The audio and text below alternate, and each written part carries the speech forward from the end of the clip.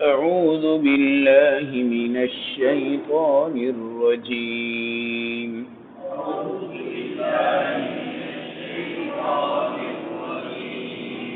بسم الله الرحمن الرحيم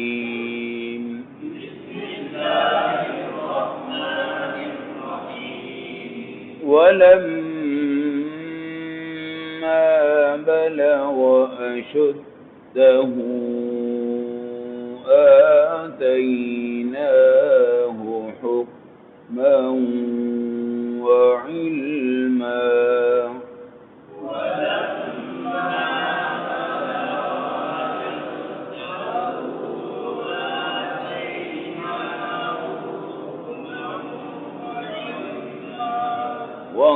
وكذلك نجزي المحسنين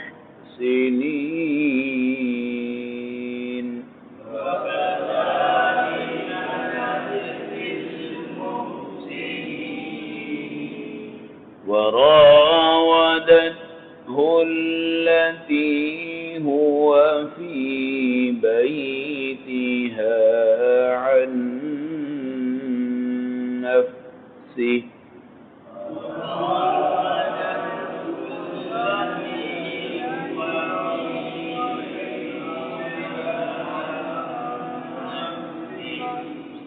وغلقت الأبواب وقالت هيت لك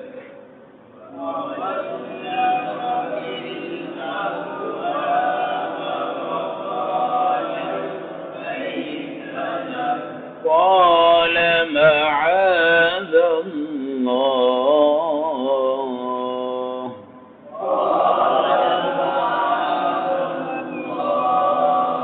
إنه ربي أحسن مثواي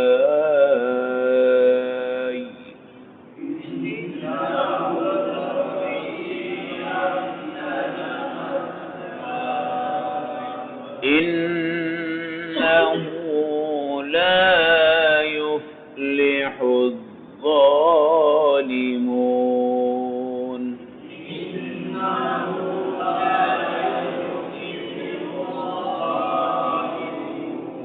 صدق الله العظيم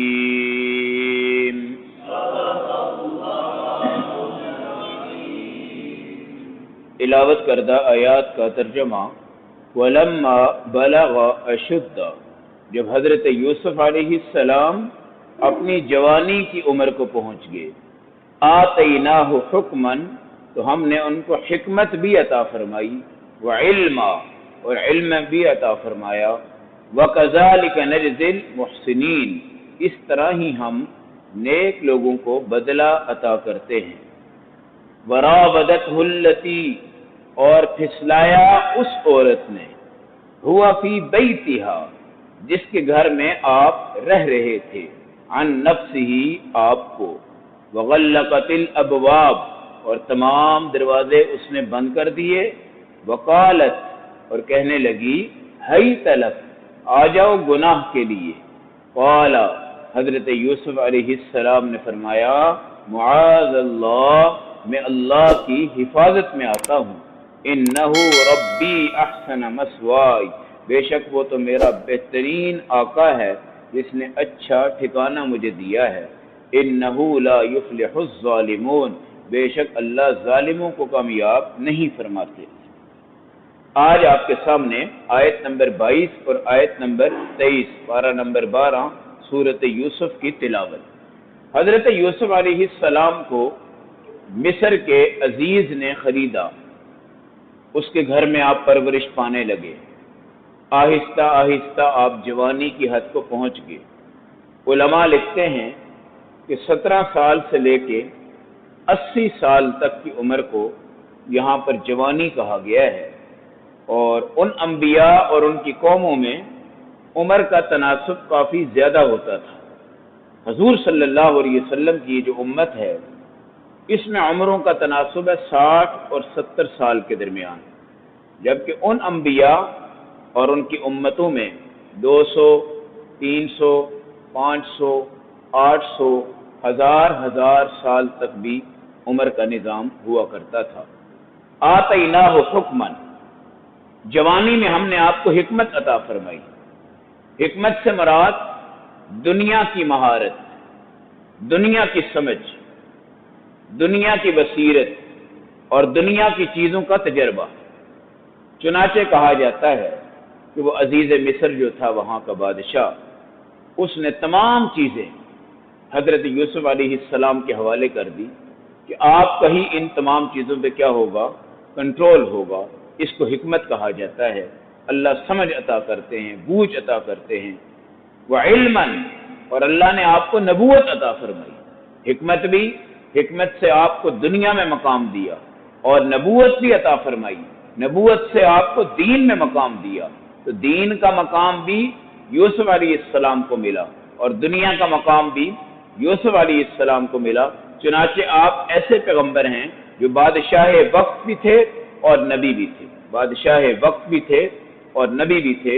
اور اس سے پہلی زندگی آپ دیکھیں، بھائیوں کی دشمنی، ان کا حسد، کنویں میں ڈالنا، وہاں سے نکلنا، بھائیوں کا فروخت کر دینا، فروخت ہونے کے بعد ایک عالی شان محل میں اللہ ان کو جگہ عطا فرما رہا ہے۔ عالی شان محل ہیں تو غلام ہیں، لیکن ایسے غلام کہ آقا نے تمام چیزیں ان کے حوالے کر دی۔ کھیتی تم نے دیکھنی، زراعت تم نے دیکھنی، گھر کی چیزیں تم نے دیکھنی، اندر باہر کا نظام تم نے دیکھنا ہے۔ عزیز مصر کچھ بھی نہیں کرتا تھا، سارے نظام کے اوپر حضرت یوسف علیہ السلام کو یہاں پہ کنٹرول عطا فرما دیا۔ وَكَذَلِكَ نَجْزِي الْمُحْسِنِينَ، اللہ کہتے ہیں نام تو یوسف کا ہے، لیکن ہر نیک بندے کو اللہ اس طرح مرتبے عطا کرتا ہے۔ اور یاد رکھیں، کبھی یہ مت سمجھیے گا کہ آپ نیکی کر رہے ہیں خدا آپ کو خسارہ دے گا، یہ نہیں ہو سکتا۔ نیک بندے کو اللہ ہمیشہ ہمیشہ ہمیشہ نفع عطا کرتا ہے۔ اور یہ جو دنیا کی زندگی ہے یہ تو وقت کے ساتھ چل رہی ہے۔ بخار میں آپ کا وقت گزرے گا، تنگی میں گزرے گا، کرونا وائرس میں گزرے گا، لاک ڈاؤن میں گزرے گا، ڈینگی وائرس میں گزرے گا، وقت تو گزر رہا ہے، وقت تھمتا نہیں ہے۔ حالات آتے ہیں، حالات رہتے نہیں ہیں، حالات چلے جاتے ہیں، لیکن دنیا کی زندگی گزر رہی ہے، یہ کوئی نہیں رکتی۔ لیکن اللہ اس دنیا کی زندگی میں انسان کا ہاتھ تھام کے اس کو نیکی عطا فرما دیتے ہیں۔ بندہ یہ سمجھتا ہے کہ دنیا تو سب کی گزر رہی ہے، لیکن اللہ کا شکر ہے کہ اللہ نے مجھے نیکی سے وابستہ کر دی ہے، میری تو آخرت بھی بنتی جا رہی ہے۔ قرآن کی آج کی تلاوت کردہ دوسری آیت کہتی ہے، حضرت یوسف علیہ السلام کو پالنے والی عورت جس کا نام کیا تھا، زلیخا تھا، اور جو بادشاہ آپ کو لایا خرید کر غلام، اس کا نام تھا عزیز مصر۔ رہتے رہتے آپ کے حسن پر یہ عورت فریفتہ ہو گئی اور دل دل میں یہ آپ سے کیا کرنے لگی، محبت کرنے لگی۔ اور ایک دن اس نے کہہ دیا کہ ادھر آ جاؤ، گناہ کرنے کے ارادے سے بلایا اور کہنے لگی میں ہر اعتبار سے تمہاری ملکیت میں آتی ہوں، جو چاہو تم کر لو۔ قرآن کہتا ہے اس عورت کے گھر میں وہ رہتے تھے، حالانکہ گھر تو عزیز مصر کا تھا، لیکن یہاں کیا کہا، وہ عورت جس کے گھر میں رہتے تھے، یعنی گھر کی مالک عورت کو کہا گیا ہے۔ مصر کے اندر مردوں کی حیثیت نہیں تھی، عورتوں کی حیثیت تھی، عورتوں کی آزادی تھی، عورتوں کی خود مختاری تھی، عورتیں جسم فروشی کرتی تھی اور اس کو گناہ بھی نہیں سمجھتی تھی۔ اور آج یہ چیز یورپ کے اندر ہے کہ یورپ کے اندر عورت خود مختار زیادہ ہے،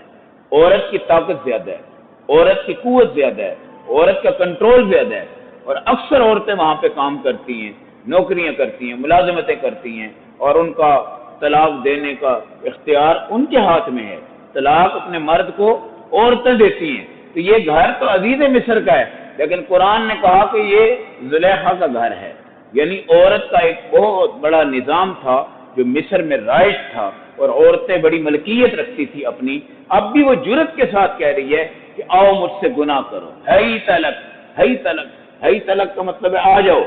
مکمل طور پر فحاشی کے ساتھ دعوت دی کہ آؤ مجھ سے گناہ کرو۔ اس وقت یوسف علیہ السلام نے آگے سے کوئی جواب نہیں دیا، کیا فرمایا، معاذ اللہ، میں اللہ کی حفاظت میں آ رہا ہوں، یہاں میری اللہ حفاظت کرے گا۔ جتنا بڑا گناہ ہوتا ہے آپ اللہ سے مدد مانگیں، اس سے بڑی حفاظت ہو جاتی ہے۔ آپ نے صحابہ کے واقعات پڑھے نا، قید کیا ہوا ہے، سامنے بادشاہ اپنی لڑکی کو لے آیا، لڑکی کو ننگا کر کے لے آیا، لڑکی میک اپ کر کے آ گئی، سب کچھ کر کے آ گئی، لیکن اس صحابی نے اپنی نگاہیں اٹھائی نہیں، نہ لڑکی کو دیکھا نہ جسم کو دیکھا۔ بعد میں 3 دن کے بعد بادشاہ سے اس نے کیا کہا لڑکی نے، اِلَىٰ أَيْنَ أَرْسَلْتَنِي إِلَىٰ حَجَرٍ أَوْ حَدِيدٍ، تو نے مجھے کس کے حوالے کیا ہے؟ یہ کوئی لوہا ہے یا پتھر ہے؟ اس نے تو میری طرف دیکھا تک نہیں ہے۔ ایمان والا اپنی نگاہوں پہ جب قابو پاتا ہے تو میرے اللہ کی طاقتیں اس میں آتی ہیں اور دنیا حیران رہ جاتی ہے۔ آپ نے فرمایا معاذ اللہ، میں اللہ کی پناہ مانگتا ہوں، اللہ میرا مددگار ہوگا، میں اس جگہ پر تیرے اس گناہ کی دعوت پر نہیں آ سکتا۔ اور یائرہ کے زلیخا عمر میں بہت بڑی تھی آپ سے، اور آپ چھوٹے تھے، آپ کی جوانی، آپ کا حسن، پوری کائنات کا آدھا حسن حضرت یوسف کو ملا۔ اور معاذ اللہ، اس لیے میرے نبی علیہ السلام نے فرمایا اعوذ باللہ من الشیطان الرجیم پڑھا کرو جب گناہ کا خیال آ جائے، اعوذ باللہ من الشیطان الرجیم پڑھا کرو جب تم گناہ کے قریب ہونے لگو، اعوذ باللہ من الشیطان الرجیم پڑھا کرو جب تمہیں غصہ آ جائے، اعوذ باللہ من الشیطان الرجیم پڑھا کرو جب 2 بندے اتنے لڑیں کہ وہ مرنے کے قریب ہو جائیں تو اعوذ باللہ پڑھ کر ان پہ دم کر دو، اللہ رب العزت ان کی حفاظت فرما دے۔ تو معاذ اللہ بھی اسی چیز سے ہے، یا اللہ میں آپ کی پناہ میں آ رہا ہوں، میں نبی ہوں، اور دنیا کو بتانا کہ نبی بھی آپ اللہ کی پناہ مانگ رہا ہے، ہمیں تو ہر وقت اللہ سے پناہ کے اندر آنا چاہیے، اللہ کے اس حفاظتی معصور میں آنا چاہیے۔ کیا فرمایا انہ ربی احسن مسوایا، دیکھو یہ آقا ہے میرا، عزیز مصر ہے میرا، مسوایا، اس نے مجھے کتنا پیارا ٹھکانہ دیا ہے، میرا کھانا اعلیٰ، میرا پینا اعلیٰ، میرا رہن اعلیٰ، میرا صحن اعلیٰ، میری عزت، میرا مقام، میرا رتبہ، عہدہ، درجہ۔ اس لیے فرمایا کہ دنیا کے آقا کا بھی شکر ادا کیا کرو، اور ایک حدیث میں آتا ہے کہ وہ غلام آزاد آدمی سے بھی آگے بڑھ جاتا ہے جو اپنے دنیا کے آقا کی بات کو بھی مانتا ہے کہ اس کی خدمت کرتا ہے، اور اپنا رب جو ہے آقا اس کی بھی بات مانتا ہے کہ نماز پڑھ کر اللہ کا بھی شکر ادا کرتا ہے، وہ 2 اجر لے گا، وہ 2 اجر لے گا۔ اللہ کے نبی صلی اللہ علیہ وسلم نے فرمایا، ایک صحابی کو میرے نبی نے فرمایا کہ غلام کو مت مارو، اس کو معاف کر دو، جو بندہ کسی غلام کو آزاد کر دیتا ہے اللہ اس کے تمام اعضاء کے بدلے میں آزاد کرنے والے کو جنت عطا فرما دیتا ہے۔ پرانے وقتوں میں جب کسی سے گناہ ہو جاتا تھا تو وہ غلام آزاد کر دیتے تھے صدقہ کے طور پہ، غلام کی بڑی اہمیت تھی، غلام کا بڑا مقام تھا، اور غلام یہ نہیں تھے صرف آپ کو روٹی دے دیں، پانی دے دیں اور چپ کر کے بیٹھ جائیں۔ آج کل گھر کے نوکروں کا یہی حال ہے، آپ کو کیا کرنا ہے، پانی دینا ہے، روٹی دینی ہے، دسترخوان بچھانا ہے، فرش صاف کر دینا ہے، گاڑی صاف کر دینی ہے، گیٹ صحیح کر دینا ہے، کھول دینا ہے، بند کر دینا ہے، رات سے شام تک بھی ڈیوٹی ہے، تو وہ اللہ کا غلام تو نہیں رہا۔ اور یہ غلام کون تھے؟ جو بلال حبشی کی طرح ہوتے تھے،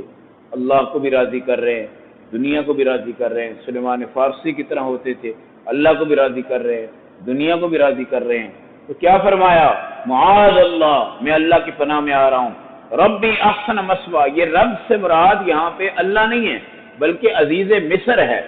اور ہر مالک کو بھی رب کہتے ہیں۔ رب کا مطلب ہوتا ہے تربیت کرنے والا، پالنے والا۔ کیا مطلب، عزیز مصر میرے ساتھ کیا کر رہا ہے اور مجھے کتنا بڑا مقام دیا ہے، اور تو اس کی بیوی ہے، میں تیرے ساتھ خیانت کروں، ہرگز ایسا نہیں ہو سکتا، تو آ گئی سامنے اور مجھے پورے گناہ کی دعوت دے رہی ہے۔ لیکن میرے نبی کی یہ حدیث یاد رکھیے گا، جب آپ بالکل گناہ کے قریب ہوں اور آپ ایک دم پیچھے ہو جائیں، وہ آپ کے ولی بننے کا وقت ہوتا ہے۔ ولی پگڑیوں سے نہیں بنتے، لباس سے نہیں بنتے، گناہ پورا تیار ہے، زنا تیار ہے، تمام چیزیں بند ہیں، کوئی مسئلہ نہیں ہے، عورت آپ کو دعوت دے رہی، سب کچھ ہو رہا ہے، لیکن آپ اس ٹائم ایک دم رک گئے ہیں، اپنے اللہ کے تصور کے اندر آ کر ایک دم رک گئے ہیں۔ یہ آپ کے ولی بننے کا وقت ہے، اس وقت آپ اللہ سے دعا کریں، 100% آپ کی دعا قبول ہوگی۔ یہ سمجھ لیں اس وقت اللہ نے آپ کا ہاتھ پکڑا ہوا ہے، اللہ آپ کو کھینچ رہے ہیں، اللہ آپ کو بچا رہے ہیں۔ اس وقت آپ اپنے اللہ سے مانگیں، اللہ آپ کو ضرور آپ کی جائز حاجت پوری عطا فرما دے گا۔ یہ یاد رکھنا، گناہ کرتے وقت ایک دم رک کے بچ جانا، یہ میرے اللہ کی محبت کی سب سے اونچی مثال ہے۔ فرمایا یہ میرا اللہ، یہ میرا دنیا کا رب ہے۔ کیا مطلب؟ یہ مجھے پرورش بھی کر رہا ہے، مجھے ٹھکانے دے رہا ہے، مجھے عالی شان محل دے رہا ہے، میرے اوپر اس نے اعتماد کیا ہے، تو اس کی بیوی ہے، میں تیرے ساتھ آج گناہ کر۔ پورا یہ قصہ آتا جا رہا ہے یوسف علیہ السلام کو ورغلانے کا نظام۔ انہو لا یفلح الظالمون، پھر میں ظالم بن جاؤں گا، پھر میں ظالم بن جاؤں گا۔ تو نبی کو بھی ورغلانے کی کوششیں کی گئی، دروازے بند کر دیے گئے، 7 دروازے تھے، 7 کو تالے لگائے گئے، تالے ایسے کہ جن کی چابیاں زلیخا کے ہاتھ میں تھی، کسی اور کے ہاتھ میں نہیں تھی۔ اور حدیث میں آتا ہے معاذ اللہ کہنے کے بعد آپ نے اوپر دیکھا، اوپر دیکھا، پھر آپ کو حضرت یعقوب علیہ السلام کی بھی زیارت ہوئی، اپنے والد کی، اور تسلی دی، پھر اشارہ ملا کہ آپ چلتے جائیں۔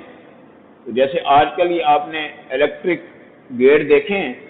آپ جاتے ہیں تو وہ کھل جاتے ہیں، آپ کراس کرتے ہیں تو وہ بند ہو جاتے ہیں، یہ تو آج ہے نا، اس وقت یہ نظام۔ یوسف علیہ السلام آئے ہیں، پہلے دروازے پہ ایسے تالے کھلے، دوسرے پہ آئے ہیں ایسے تالے کھلے، تیسرے پہ آئے ہیں ایسے تالے کھلے، 7 دروازے۔ شاہی درباروں کے تالے آپ کو پتہ ہے وہ ہوتے ہیں کہ دنیا میں کسی اور کے پاس نہیں ہوتے، اور ان کی کنجیاں دیکھیں، حامان، نمرود، کنعان، ان تمام کی مثالیں ہیں کہ ان کی جو چابیاں تھیں وہ اونٹوں کے اوپر لادی جاتی تھی، ان کا کتنا وزن، کتنی مضبوط، اور ان کو کوئی توڑنے والا بھی نہیں ہوتا تھا۔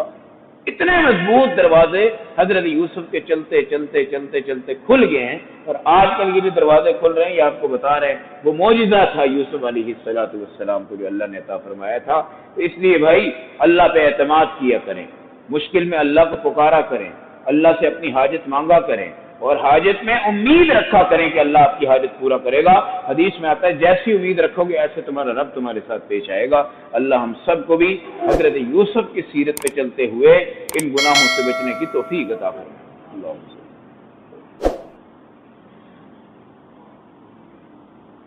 کی رحمتک یا